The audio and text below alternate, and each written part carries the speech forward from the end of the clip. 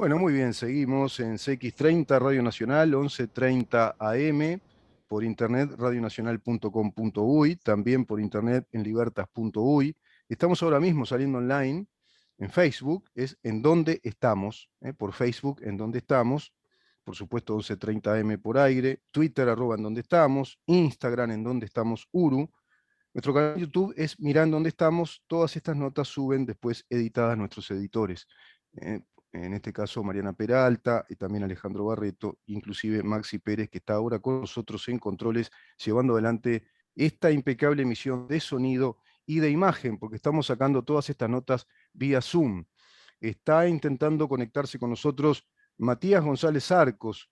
Él es ingeniero agrónomo, es doctor además en ciencias agrarias, ingeniero magíster en el 2010, doctor en ciencias agrarias en el 2019, especialista en mejoramiento genético vegetal, vinculado al Instituto Nacional de Investigación Agropecuaria desde el año 2005, está radicado en Salto desde el 2008 y trabaja en la Estación Experimental de INIA Salto Grande.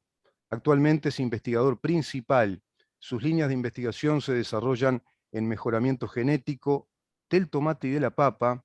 Es líder del proyecto Mejoramiento Genético de Hortalizas, que incluye objetivos en 5 especies hortícolas: el tomate, la frutilla, el boniato, la papa y la cebolla.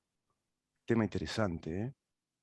¿Y quién no come tomates en su casa? Son como la base de la alimentación, ¿no? El tomate, la frutilla, bueno, no tanto, digamos, como base, pero el boniato, la papa, la cebolla. ¿Qué son las hortalizas? Vamos a ver si podemos establecer contacto con Matías González para preguntarle todas estas cosas.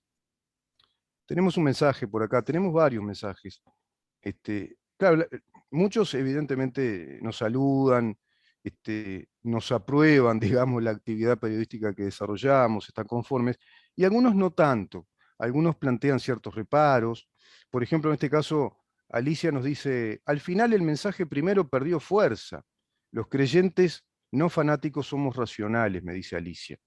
Y claro, yo no entendía a qué se refería. Le digo, no sé a qué se refiere, si lo puede aclarar. Y me aclara muy amablemente, Alicia, a sus comentarios de ayer sobre la educación, pero sigo sin entender en qué perdió fuerza. Quizá haya sido corto, quizá el tema de educación, que en verdad es el tema de enseñanza, el tema de enseñanza, quizá educación sea el resultado de un sistema de enseñanza. Bueno, vamos a tener que volver una y otra y otra y otra y otra, 3 puntos y otra vez, porque no se va a agotar ni en un comentario ni en un análisis. Da para mucho el tema de la educación, da para un montón el tema de la enseñanza, porque a través del sistema de enseñanza, bueno, se empieza a construir un país, se empieza a construir un Estado. Precisamente es uno de los cometidos que tiene el Estado. Nuestro Estado tiene entre sus cometidos establecidos por la Constitución de la República, preceptuados por la Constitución, la enseñanza, y la enseñanza como un derecho fundamental que inclusive está en el rango de las primeras generaciones de los derechos humanos. Es el derecho a ser educado, el derecho a educarse. Y la educación lo que permite fundamentalmente es movilidad social, permite ascenso social, lo permite. Lo decía José Enrique Rodó: la democracia es el sistema de las libertades, no es el sistema de la igualdad social. La democracia es el sistema que da la posibilidad, porque es el sistema abierto a las posibilidades de desarrollos personales. El epicentro en la democracia del interés es el individuo, y el epicentro del interés de un Estado tiene que ser conjugar en armonía la vida de los individuos, de todos nosotros, más allá de nuestras diferencias, diferencias de criterio, diferencias de pensamiento, diferencias filosóficas, distintas formaciones filosóficas, inclusive religiosas. ¿Por qué?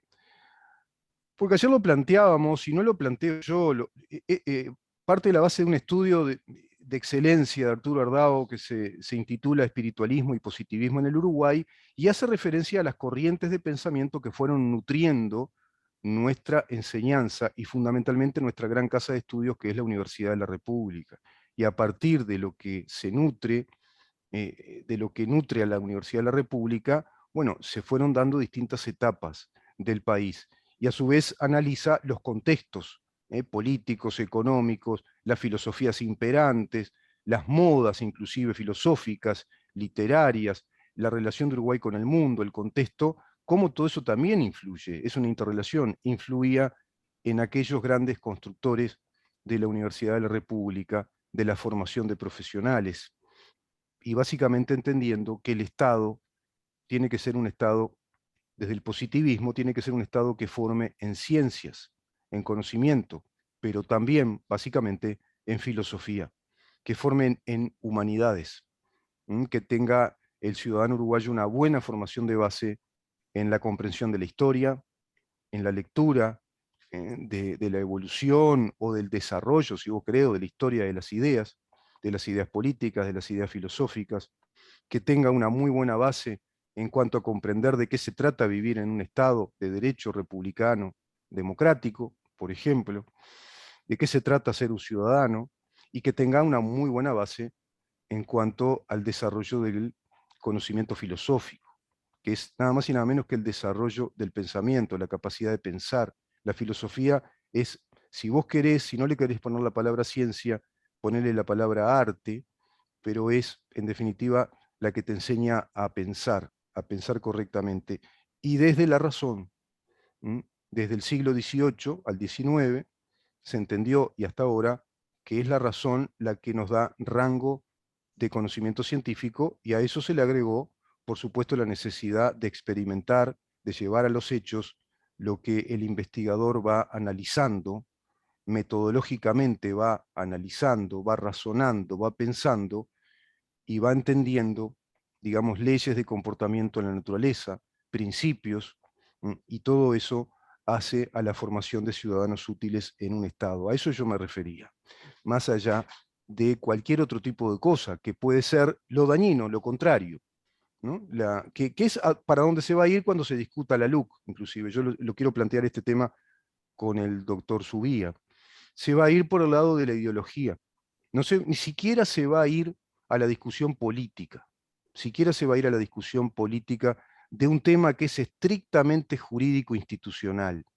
La LUC quizás sea el punto de partida de la revisión y reformulación de un Estado que se tiene que ayornar y que tiene que estar acompasado a estos tiempos para que sea un Estado funcional. Y lo podemos ir analizando como lo fuimos analizando con el doctor Rubén Flores Daukevicius, también con el doctor Gustavo Subía, en calidad de ex fiscal, hombre de la justicia, en calidad de doctor en Derecho y Ciencias Sociales, y además sumale en calidad de diputado por su movimiento Tercera Vía dentro del Partido Colorado, integrando la coalición de gobierno. Eso me parece que es fundamental, analizar desde el punto de vista jurídico, institucional. ¿Qué quiere decir esto? ¿Qué Estado construye la ley de urgente consideración cuando la ves como un todo? Y dentro de ese todo, ver esos artículos que se pretenden impugnar bajo el ejercicio opositor, en este caso, del PIT-CNT en conjunción con el Frente Amplio. Por eso todo este lío de si Pereira tiene que estar como presidente o no del Frente Amplio, porque pierden una figura importante, preponderante, digamos, la oposición, en cuanto al ejercicio protagónico de la impugnación, en esta campaña, de la impugnación de estos 135 artículos, en esa campaña en pos del referéndum, esa campaña de recolección de firmas, comienzo, iba a ser una figura, digamos, importante, de mayor capacidad en cuanto a la dialéctica del discurso, capacidad de fundamentación, es una figura muy conocida, y si quedara en el ámbito de la presidencia del Frente Amplio, bueno, evidentemente pierde muchísimo fuerza, pierde mucha fuerza esa figura y pierde muchísimo incluso la fuerza de convicción que pueda tener el sindicalismo uruguayo en su conjunto, apeado a esa figura para ir rumbo al debate, por supuesto, del referéndum, un debate en cuanto a impugnar esos 135 artículos. De todas maneras, hablando de un buen romance, lo diríamos en el barrio, y ya medio quedó en evidencia el hipervínculo que hay entre Frente Amplio y PIT-CNT. Por lo tanto, hay un componente no solo partidario, sino ideológico partidario. en este ejercicio de pretensa o pretendida impugnación a 135 artículos de una ley que el gobierno planteó tener para gobernar los nuevos destinos del país. Bueno, parece que estamos con problemas, como para entrar en contacto con el doctor Matías González Arcos. Lamentablemente no se ha podido dar la conexión. Esperemos que lo podamos hacer el próximo miércoles. Sabés que las preguntas están muy interesantes, porque yo le quería preguntar a qué nos referimos cuando hablamos de hortalizas, por ejemplo, ¿no? ¿Qué son las hortalizas? Bueno, de algún modo lo anticipa este informe. ¿Qué relevancia tienen las hortalizas a nivel del mercado, ¿no? Del mercado interno de nuestro país, del consumo en el Uruguay? En INIA, ¿se realiza mejoramiento genético en hortalizas? Todas estas preguntas quería formularle al doctor. ¿Qué importancia tiene el mejoramiento genético en las hortalizas? ¿Cómo se beneficia el consumidor, el productor también, el país, con el mejoramiento genético que desarrolla INIA? ¿Ese mejoramiento genético tiene alguna consecuencia ambiental? ¿Ese mejoramiento genético hace inocuos estos alimentos? ¿Los mejora a nivel nutricional? ¿Tenemos más calidad nutricional con estos alimentos? Uruguay tiene que apostar a ser un país de producción de alimentos con valor agregado. Y el valor agregado es todo esto, es la inocuidad, es la característica de estos productos, son los componentes nutricionales, es decir, la calidad nutricional que tenga cada uno de los alimentos que produce nuestro país y que eso sea establecido a través de un fuerte soporte científico. Eso es lo que Uruguay vende al mundo, eso es lo que le otorga credibilidad como país productor de alimentos, que tiene mucho para crecer, y por ahí hay un montón de temas que hay que ir vinculando, ¿no? El cuidado del medio ambiente, el cuidado de áreas de producción también. Las áreas de producción están bien, se puede seguir creciendo en cuanto a zonas de producción, en este caso de hortalizas, pero así respecto a otros cultivos. Venimos hablando todos estos temas con el Instituto Nacional de Investigación Agropecuaria. Yo le agradezco inclusive una vez más al licenciado Alejandro Jorac por toda esta posibilidad que nos brinda de desarrollar este ciclo, porque este ciclo es nada más y nada menos que apelar al periodismo, yo no sé si llamarlo científico, capaz que me arrogo de algo que no estoy capacitado para hacer, pero es como ir hacia la actividad de un periodismo sobre la ciencia, que carece el mundo de eso todavía, y nuestro país está carente en este tipo de periodismo, un periodismo más hacia lo que nos provoca beneficios todos los días. Se puso en relieve la importancia de esto, todos lo sabemos, voy a ir a un lugar común, con el tema del GACH, bajo pandemia, no cabe duda que se puso de relieve la importancia de la ciencia en cuanto a ese matrimonio que tiene que existir entre ciencia, científicos y gobiernos.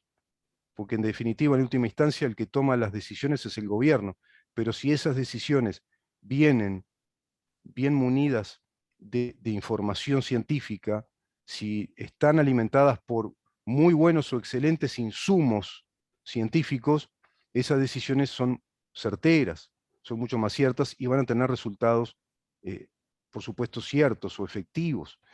Eso es lo que diferencia a los países desarrollados de los países no desarrollados. En los países desarrollados, ya eso se conjuga como una política de Estado. Los países desarrollados apuestan al crecimiento de la comunidad científica. Y ahí volvemos al tema de los planes de estudio, los planes de enseñanza que están apostando al crecimiento de una población cada vez más preparada en los conocimientos científicos, amén de estar preparada, en la base de los conocimientos humanísticos, de los conocimientos éticos, de la ética, de la filosofía, porque eso hace al sostén también de un sistema científico. No alcanza con tener conocimientos. Esos conocimientos tienen un uso, tienen una utilización. Bueno, hay que ir ahí a la revisión de esos conceptos de la ética. ¿Qué ética de utilización tienen esos conocimientos? Bueno, en ese sentido, las poblaciones, las sociedades avanzan si avanza la educación de su población. Y en este caso, intentamos hacer esto con INIA, es decir, demostrar qué importancia tiene para nuestro país también la formación de científicos en algo fundamental para la economía del Uruguay, que es lo agropecuario. Tener un componente fuerte, un cuerpo fuerte, consolidado de científicos, una comunidad científica al servicio de la producción agropecuaria. Imagínate que esto nos tiene que llevar rápidamente a pensar en la importancia de la enseñanza universitaria vinculada a las ciencias agronómicas, a las ciencias biológicas, a la medicina veterinaria, a la investigación biológica, a la biología molecular, a la química. Abarca la ciencia, las ciencias nutricionales, la ingeniería nutricional y mucho más, ¿no? Y mucho más, las tecnologías. Bueno, por ahí hay, digamos que una punta, o si vos querés, una institución que va para ese lado, que es la UTECH, que está formando precisamente tecnólogos y científicos en todas estas áreas, pero a su vez, ¿cómo está hoy la Universidad de la República en esos temas, ¿no? ¿Cómo son los planes? ¿Cómo están los planes de educación en la Facultad de Agronomía, en la Facultad de Veterinaria? Hay también facultades de ciencias agrarias, por ejemplo. ¿Qué relación hay de calidad educativa o pedagógica entre la universidad pública y la privada en estas áreas? ¿Cómo es el egreso de profesionales y de científicos desde lo privado y desde lo público? Ese es un lindo tema también para investigar, para traer inclusive estadísticas, para ver las tasas de egresos, ingresos y egresos a las distintas universidades de nuestro país, cómo se forman nuestros ingenieros agrónomos, nuestros biólogos, cómo, cómo funciona la ciencia en el Uruguay. Y en este caso nosotros despuntamos con estos temas, con el Instituto Nacional de Investigación Agropecuaria. ¿Por qué? Porque es el instituto señero, es el instituto referencial en nuestro país, fundado por allá por el año 1914. Se fundó en el departamento de Colonia, en lo que hoy es la Estanzuela, y se comenzó con la investigación del trigo, de las variantes del trigo, lo hablamos el otro día con el doctor Cuinque.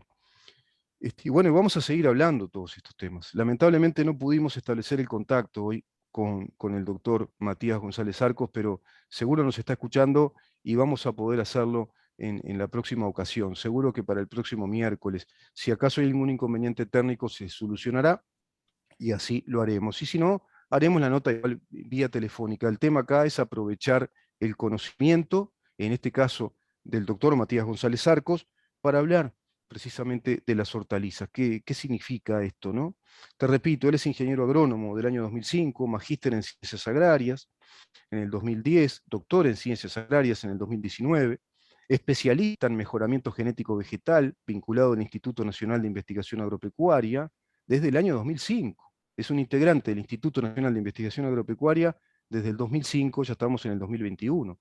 Está radicado en el departamento de Salto. ¿Por qué? Porque INEA tiene una actividad descentralizada a través de lo que se llama las estaciones experimentales de INEA, donde en cada una de ellas los científicos están abocados al estudio de lo que se produce en esa zona del país, con las características que esa zona tiene. Por eso se descentraliza la actividad de investigación. ¿Por qué? Porque tienen que desarrollar lo que se llama estudio de campo, y no de campo literalmente, estudios de campo, es decir, estudios en el lugar, in situ, ver lo que ocurre, y ahí, bueno, van viendo toda la fenomenología de distintos cultivos, distintas cadenas de producción, desde hortalizas, desde frutas, cítricos, la cadena forestal, que también lo vimos, la ganadería. Bueno, todo eso se lo va desarrollando a lo largo y ancho del país con las estaciones experimentales. Él está en Salto Grande, en la estación de Salto. Actualmente es investigador, es el principal investigador de esta estación. Eso también es importante destacarlo porque Alejandro Jorac siempre nos brinda la posibilidad de hablar con los investigadores principales, es decir, los que encabezan un grupo de investigadores, los que llevan adelante, los que organizan, los que establecen la logística, los que reciben toda la información, los que evalúan esa información y todo eso lo vuelcan al conocimiento de nuestros productores, al conocimiento de nuestro gobierno para aplicar políticas públicas por un lado, para aplicar estrategias productivas por otra, a modo de asesoramiento, a modo de consulta. Trabajan interrelacionados con otras instituciones, es decir, el trabajo de INEA es interinstitucional además. Trabajan con la Universidad de la República, con universidades privadas, con productores privados, con laboratorios también privados, con el Estado, te repito, es decir, con el gobierno, con el Ministerio de Ganadería, Agricultura y Pesca, con otros institutos como el INAC, el Instituto Nacional de la carne, INALE también, vinculado a la producción láctea. Bueno, las líneas de investigación que desarrolla el doctor Matías González Arcos se desarrollan en el mejoramiento genético del tomate y la papa, y es líder de un proyecto que se llama Mejoramiento Genético de Hortalizas, que incluye, te repito, cinco especies de hortícolas: el tomate, la frutilla, el boniato, la papa y la cebolla. Me quedé con ganas de preguntarle, ¿de qué hablamos cuando hablamos de hortalizas? Parafraseando una novela de Raymond Carver, ¿no? Que se intitulaba ¿De qué hablamos cuando hablamos de amor? Bueno, en este caso, ¿de qué hablamos cuando hablamos del amor a las hortalizas? Podría ser también. Y esperaba entonces una breve explicación. Seguro va a venir esa explicación, vendrá la semana que viene. Yo le digo a todos ustedes que tengan una excelente jornada. Maxi, lo mismo para ti. Nos reencontramos mañana. Mañana tenemos un programa bien cargadito, bien interesante. Vamos a hablar de ciberseguridad en el Uruguay. En el mundo, en líneas generales, pero en el Uruguay. ¿Cómo está legislada la ciberseguridad? ¿Estamos seguros los uruguayos a nivel legal, a nivel jurídico? ¿El Estado uruguayo es un Estado presente ahí o es un Estado ausente? ¿O es un Estado semipresente y semiausente? ¿Cómo está planteada la legislación en materia de ciberseguridad, en todo lo que hace a las plataformas digitales, Internet? Bueno, vamos a hablar con un especialista en ese tema, que es precisamente el doctor Rubén Flores Dapkevicius, grado 3 en Derecho Público, en Derecho Constitucional, docente universitario, evidentemente abogado, doctor en Derecho y Ciencias Sociales, ex asesor de presidencia del doctor Julio María Sanguinetti, asesor letrado de Cámara de Diputados y también especialista con muchos trabajos al respecto, trabajos de investigación, conferencias, participó en muchos simposios, especialista también en Derecho Informático. Vamos a conversar con la licenciada Valentina Hughes. Mirá, hablando de hortalizas, vamos a conversar acerca de la buena nutrición, qué es la nutrigenética y qué relación tiene con la nutrición funcional, ¿sí? Con la nutrición que tenemos que tener todos para que funcione bien nuestro organismo. Vamos a hablar con ella de ese tema. Y venimos con editoriales fuertes vinculadas a este tema, que veo que está teniendo mucha inquietud. El tema de un sistema de enseñanza y el perfil de un determinado tipo de país o de Estado. ¿Qué Estado queremos los uruguayos? ¿Mm? No es qué queremos del Estado, qué Estado queremos los uruguayos. Y ahí aplico el retruécano. Mañana vamos a hablar acerca de ese tema también. Los esperamos a partir de las 10 de la mañana, acá en CX30 Radio Nacional. ¿Sabés para qué? Para saber en dónde estamos. Chau. Libertas, una